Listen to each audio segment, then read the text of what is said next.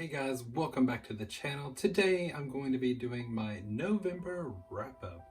Now at the time of shooting this video there are technically 3 days left in the month, but I'm going to go ahead and wrap it up because it's been a pretty good month quality-wise. I did get through 5 of the 7 books that I picked out. Now I probably could have gotten through all 7 had I not taken like 7 or 8 days to get started reading this month. I think after October, I just needed a little bit of a break. But yeah, so it took me like a week or maybe just over that to even get started on my November reads. So I didn't get through all of them. I'll tell you which ones I didn't get through. But like I said, the quality was really good. I had 1 3-star, 1 4-star, 2 4.5 stars, and yes, 1 5-star. It has been several months, I think, since I had a 5-star read, so I'm very hard to please, I think. I don't easily give out 5-star ratings, so to have one this month was a definite win for me. Loved it. So which 2 did I not get to that were on my TBR? That's going to be 12 Nights at Rotterhouse and Whisper Down the Lane. I really would have loved to have read both of these this month. It wasn't in the cards, so they're both going to go back into the vault, and I'll get to them someday. Unfortunately, not this year. So if you're new to the channel, what I do on my monthly wrap-ups is I usually rank them in order from the ones I like the least to my absolute favorites, like a lot of people do. Sometimes I go in the order that I read them, but this time I'm going to go in worst to best. So the one I enjoyed the least, I still gave 3 stars. It was okay, just wasn't my cup of tea. That was The Ballad of Black Tom by Victor LaValle. So all I knew going into this one was that it was a cosmic horror. And you immediately think Lovecraft when you think cosmic horror, right? Well, this is very much set in the Lovecraft universe. So if you're a Lovecraft fan, you will love this one, I'm positive. I have read Lovecraft before. His stories are super hard to get into, in my opinion. I don't necessarily enjoy that subgenre of horror. I wanted to give this one a try though because it was super short. So this story takes place in 1924, and we follow a guy named Charles Thomas Tester, and he's an African-American man living in, I think it was Brooklyn, Queens, somewhere around there. He travels to different places to try to make money. He's like a hustler. It starts off with him delivering an occult book to this weird old witch, and so he delivers it, and as soon as he, gives it to her, if it gets in the sun, it starts to burn. And so right off the bat, it's going to be a weird story. So the first half of the book was really good. We're following Tommy. We're getting to know his character. He's very likable. He is supporting his father. They live in this tiny little apartment in Brooklyn or wherever it was set. And so he does these side hustles. Well, one day he's playing at the corner of a church or something. This old white man named Sudam offers him $500 to go and play for like a few hours at a party he's going to be having the following night. And so he agrees to go and do that because this is the 1920s and $500 is a lot of money. So he goes, and he's the only one there. The party is not until the next night, but Sudam wanted him there to, I guess, test out his plan beforehand. So I'm not going to get into any more details, but things happen. Cosmic things happen. And so the second half of the book, we're following the detective or a policeman. There was a detective and a police officer, so I think it's the police officer.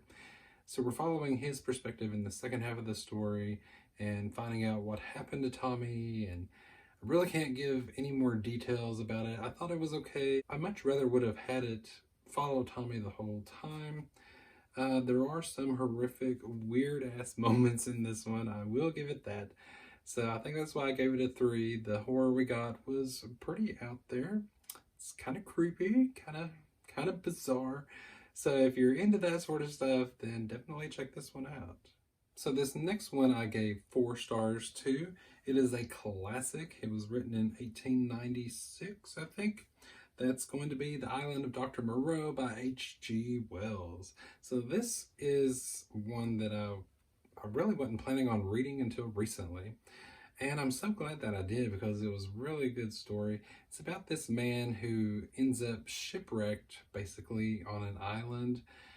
He's saved by, I forget the guy's name, it's been a few weeks since I read it, but he's saved by this scientist. So he's taken to this island where a doctor is performing these kinds of experiments, putting animals into like human form, but they're not humans, but they act kind of human and they look kind of human, but they still look like animals. And it's so weird, it's so cool, it's so crazy. It's a really, really good read.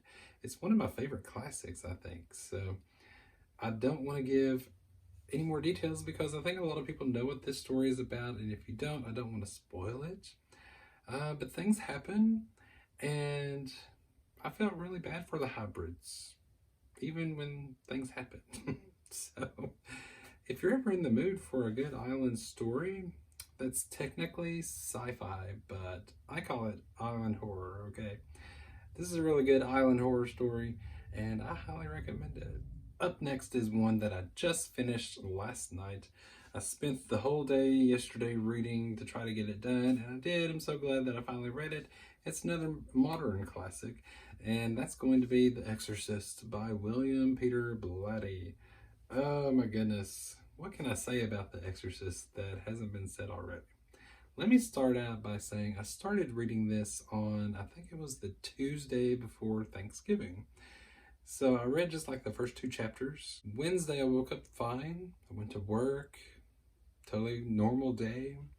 Later in the afternoon I started feeling a little, I don't want to give specifics because you don't need to know all that. Let's just say I wasn't at my best, okay? So I wasn't feeling all that great Wednesday night, so I didn't read anymore. And Thursday I woke up feeling okay, which was Thanksgiving. So the family came over and we had Thanksgiving dinner and everything was fine until like around 2 or 3 p.m. And then I started running a fever. I was like, of course. So I didn't pick this up again until Friday, which Friday, after not reading this for a few days, I finally felt fine. Friday I read it. Saturday I woke up feeling not so great again. So I'm really not superstitious when it comes to all that, but it's very much a coincidence that I started not feeling well when I started reading this book. But I did finish it last night. I feel totally fine and refreshed today. I'm glad I read it. It's really a good story. I'm not going to get into specifics because everyone knows what this story is about. I will say it was very much a slow burn. I think it has more characters in it than I recall there being in the movie, which I have seen the movie several times. I'm not the biggest fan of that, actually. I don't really vibe with the whole demon subgenre of horror all that much. I mean, I can do it sometimes. But that movie, even though it is one of the biggest and most popular horror movies of all time, I just can't watch it for like an enjoyment factor. Now, that's probably due to my upbringing. I grew up in a Southern Baptist church, and we don't mess with demons, okay? But I'm so glad I read this finally. And if you are into possession stories, you have to read this one. Especially this edition, which is the 40th anniversary edition. It has an extra character. William Peter Blatty actually updated the dialogue and a few things in this when he revised it in 2011. And there's an extended new scene in it as well. So if you've not read this, you definitely want to read this version. Yeah, that's all I really have to say. It's very horrific, very unsettling, very disturbing. Everything you see in the movie pretty much is in this book, except for the most famous line. The power of Christ compels you. Overall, a really solid read. It's very slow, so know that going in. Don't say it's too long. So yes, if you've never read this one, I highly recommend it. This is definitely the version you want to read. Don't expect it to be very fast-paced, because it is not. And it takes quite a long time for them to even come up with the idea of an exorcism. Just know that going in. Know that it is a well-written, really good story. I definitely recommend that you check this one out at some point in your life. If you dare. So my second favorite read of the month, I also gave 4.5 stars to. It's one that has been on the top of a lot of people's lists for a long time. It's very popular. That is My Best Friend's Exorcism by Grady Hendrix. So yes, 2 exorcism books in a row. I guess I was feeling a certain kind of way. Yeah, this was a really good story. It's no wonder it's almost everyone's favorite Grady Hendrix story. So this is a story that takes place in the 80s, if you couldn't tell. And it's about high school sophomores Abby and Gretchen. So they are at a friend's house. There's 4 girls and they end up taking some kind of something. It's not that, but you know. They get a little wacky. And 2 of them go out and one of them gets separated and yeah, she becomes possessed. It's not all that horrific. It's not supposed to be, I don't think. It's kind of like a horror comedy. I think I would have given it 5 stars had it been more horrific, but there are horrific moments throughout the story. I really like that we don't just start off the story with them in high school. The character development in this is so good. I'm so glad that we got to meet Gretchen and Abby when they were in elementary school, how they met, how they became friends. They just had such good chemistry throughout the whole book. I really enjoyed their relationship, and I really enjoyed the actual exorcism at the end. It's very wacky, it's very original, very lighthearted, so if you're into maybe a lighter exorcism, definitely check this one out. Fun fact, I'm actually going to an event in January where I'm going to meet Grady Hendrix himself. So super looking forward to that and so glad that I read this. Definitely my favorite Grady Hendrix novel. So my absolute favorite of the month is one I gave 5 stars to. I'm super excited about that. It is actually the one that I pulled you guys on over on my YouTube community tab. This was the most popular vote, so I read it, and that's Penpal by Dathan Arbach. So I absolutely loved this story, and I didn't really expect to. You know, when books are hyped like this, My Best Friend's Exorcism, I don't always go and agree with everybody. I don't agree with the majority on a lot of them, but sometimes I do. I did on this one. I did on Exorcism. I'm so glad that I read this one. This is such a good story. This is one of the only books that's ever really actually kind of creeped me out while reading. Each chapter ends on a what the fuck moment. Oh my god, that's so creepy. But the chapters, I'm sure y'all know, these were actually stories over on Reddit, which I've never actually been over on and looked through all that, so I didn't know anything about this one really, except that a lot of people love it, a lot of people, it creeped them out too, and I understand why. So this is a story about a guy who is trying to uncover some memories about his childhood. And the book opens with him talking about memories and how memories are sometimes wrong and how we block out certain memories to kind of keep us from going crazy, I guess. Our narrator, our main character, is never named in this story, and he's just trying to figure out what happened in his childhood.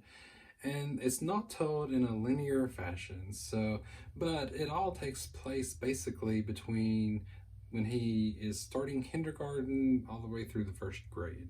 And it jumps back and forth a lot with the chapters. Like you'll start off with him in kindergarten, and then in the next chapter, I think it was kind of around 1st grade, and then it'll go back, and so it kind of can get a little bit confusing, but being a book about memories, it's kind of brilliant that it's set up in this fashion because it plays with your memory and you're like, wait, did that happen like that? Or did that happen after that event? You know, so it was really good. It's not like a blood and guts story, okay? It's very much a creepy, unsettling story, and I really can't say anymore without spoiling it. If you know, you know. I really liked how it ended. I think that image will stay with me for a long time, and yeah, if you have not read this one, you better get on it. I really am looking forward to reading more by Dathan Arbach. So that was my November. How was your November? Let me know what your favorite read of the month was. Let me know if you've read any of these. Did you like Penpal? My Best Friend's Exorcism, The Exorcist, The Island of Dr. Moreau, even The Ballad of Black Tom. What did you think about all of those? If you've not read them and you kind of want to now, then definitely let me know that too. I would love to hear from you. Thank you all so much for watching. I hope you are doing well. I hope you're enjoying the holiday season, and I'll see you in the next one.